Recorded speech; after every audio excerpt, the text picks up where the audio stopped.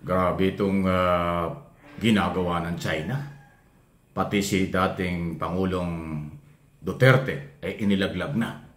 Kaya ko sinabing nilaglag na kasi until now, sa mga interview sa kanila doon sa China at maging dito sa embassy sa Manila, pinaninindigan nila na mayroong agreement, mayroong kasunduan sa pagitan ng Pilipinas under President Duterte noong mga panahong yun at ng China sa issue ng West Philippine Sea, lalo na po yung BRP Sierra Madre. So, kaya sinabi kong inilaglag kasi hindi ho nagpaparehas ang statement ng magkabilang kampo. Ang nasa China, na mga spokesman nila at yung nandito sa Manila, yan ang sinasabi. Tapos ito namang kampo ni Duterte ay nagsasabing walang agreement. Ang nagsasabi lang na mayroong agreement ay si Harry Roque, na kanyang dating spokesman at abogado doon sa kanyang problema sa ICC. So, yung magkataliwas na yan, ay sino ang papaniwalaan dyan? Siyempre, hindi ho papayag ang China na i-deny at hindi panindigan ni Duterte yung kanilang usapan kung meron talaga. Ngayon, ang hinahanap na lang, kung ito'y gentleman agreement lang, usapan lang talaga, meron ba talagang agreement na black and white? Meron bang kasulatan? Yan ang ating aabangan. Pag meron at inilabas yan ng China, naku, ang laki ng problema ni Duterte rito at ng kanilang mga tagapagtanggol. Especially yung mga vlogger nila, na hanggang ngayon ay patuloy ang batikos, personal na ang batikos sa gobyerno, pikon na pikon, panic mode, parang ganun ang dating. O, di ba? So, anong gagawin dyan? Pinipersonal nila ang ating Pangulo dahil pinaninindigan ang West Philippine Sea. At hinahanap ng Pangulo kung ano ang katotohanan dito sa di umano'y gentleman agreement na magkakaiba nga ang sinasabi. Pero inuulit ko, ang China ay hindi po nagbago ng posisyon. Paano ngayon yan? Paano yan? Ngayon, maipapaliwanag ng kampo ni Duterte at ng kanilang mga tagapagtanggol. Kaya atin pong suportahan si Pangulong Marcos dahil tama ang paninindigan niya, ilaban ang ating West Philippine Sea at alamin ang katotohanan. At kung merong mga ebidensyang magpapatunay, abay delikado po yan. Kasi may pagkataksil yan, may pagkatraidor yan. Pwedeng hindi lang imbestigahan, dapat kasuhan ang kahit na sino na isinakripisyo ang ating property kung meron man o anumang bagay na pumapabor sa People's Republic of China. Talaga pong kaabang-abang ang mga isyong ito. Ayan. Okay. Dahil dyan, related din po sa istoryang ito, na nga po, ang aking tingin tuluyan nilang nilaglag na si Atty. Harry Roque dito sa isyong ito. Kasi nga, si Roque ulit-ulit na nagsasalita sa nakalipas na buwan o mga araw na talagang merong agreement.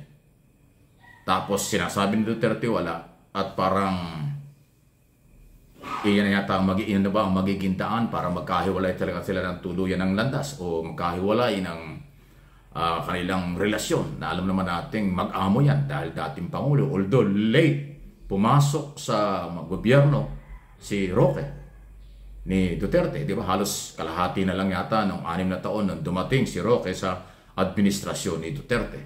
At saka hindi naman talaga Duterte yan si Roque noong araw pa.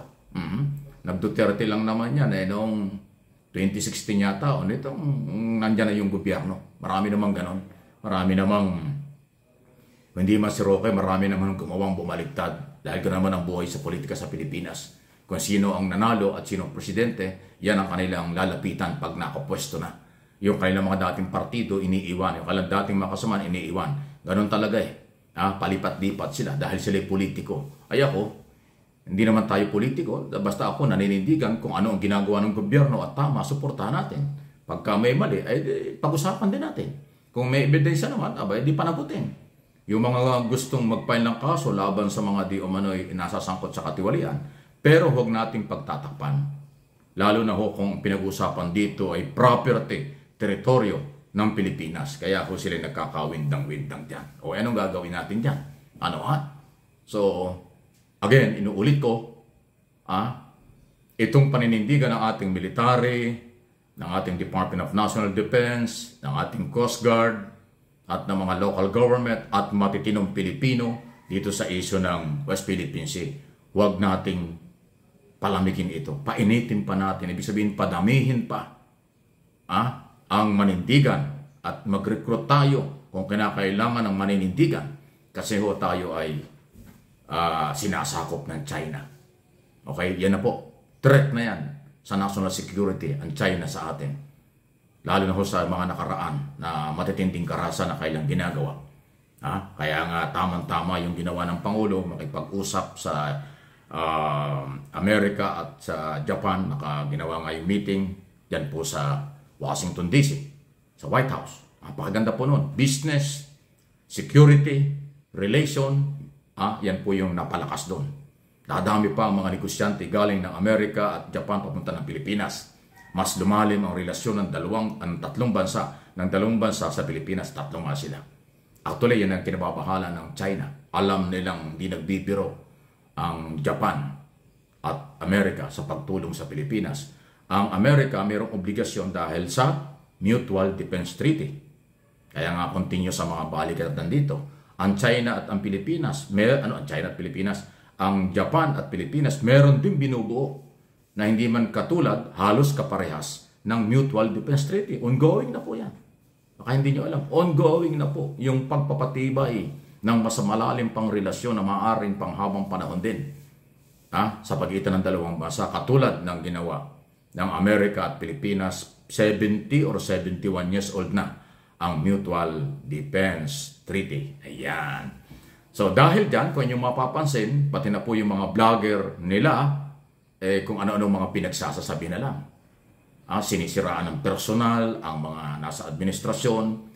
Sinisiraan din ng personal ang mga vlogger at mga Pilipinong may paninindigan sa bayan, sa West Philippine Sea. Kasi sila, ang dating pro-China. Yung mga vlogger, pro-Kibuloy at Duterte, ang dating nila pro-China. Kaya pati yung mga vlogger at mamamayang naninindigan pabor sa ginagawa ng ating gobyerno, binabanatan din nila. Pinipersonal pa nga. Wala namang maniniwala sa kanila. Kasi pag ang issue ay umabot na sa personal, ibig sabihin yan, wala ng kredibilidad.